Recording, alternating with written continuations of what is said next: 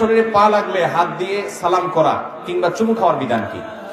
আমাদের সমাজে এই কালচারটা ব্যাপকভাবে প্রচলিত আছে। ধরেন আপনি বসে আছেন, আমি যাচ্ছি আপনাকে ডিঙ্গিয়ে, তো যাওয়ার সময় আপনার গায়ের সাথে আমার পাটা লেগে গেল, তখন আমরা কি করি?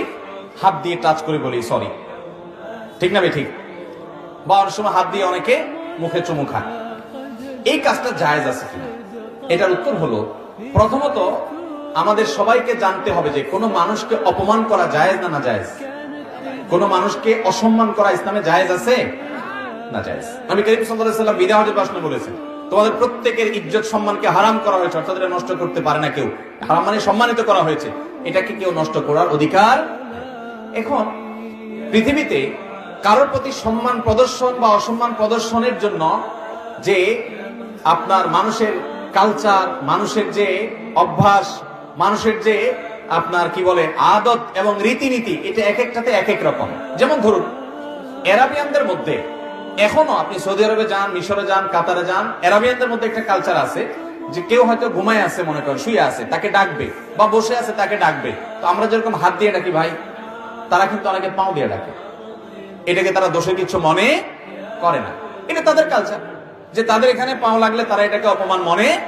কিন্তু আমাদের সমাজ যদি আপনি কাউকে যদি আমার গায়ে যদি পাও দিয়ে একটা উষ্ঠা মেরে বলেন ভাই এদিক তাকান, মায়ের একটাও নিচে পড়বে যে বেটা বেয়াদব, পাও দিয়ে মানুষকে ডাকে, এটাকে আমাদের সমাজে মানুষকে অসম্মান করা মনে করা হয়, ঠিক না? ঠিক। এটা অনেকটা গালির মতো। গালি, কিছু গালি আছে, এই গালিগুলা কোন কোন এলাকার মানুষের কাছে গালি না, এটা বলি। আবার ওই একই কথা কোন কোন এলাকায় কি গালি। যেমন ব্যাংককে এয়ারপোর্টে বারবার করে ঘোষণা দিচ্ছে ভদ্র মহিলা, তো ঘোষণার মধ্যে একটা কথা আসছে বারবার, আমি একা একা বসে মিটমিট করে হাসছিলাম, হাই রে, এটা আমার দেশে যদি বলে থাপ্পড় একটা নিষেধ করবে না। অথচ এটা নিশ্চয়ই ভালো অর্থে ভদ্র মহিলা বলতেছে, তাদের ভাষায় এটা ভালো। তো কারোর গালি কারোর বুলি আছে না নাই? এখন যেখানে গালি হিসাবে যে অনেক এক্সাম্পল আছে, আমি উপমাগুলো দিব না, এই খারাপ শব্দগুলো আমি উচ্চারণ করতে চাই না। আপনারা জানেন আমাদের দেশে অনেক জায়গায় অনেক শব্দ আছে, এই শব্দটা সবাই খুব বলেন, অহরহ বলেন, মূল্যবান সম্পদ এটার নাম। কিন্তু একই শব্দ অন্য এলাকায় বললে মায়ের একটাও নিচে পড়বে না, আছে না নাই? শব্দের কথা আমি আর বললাম না।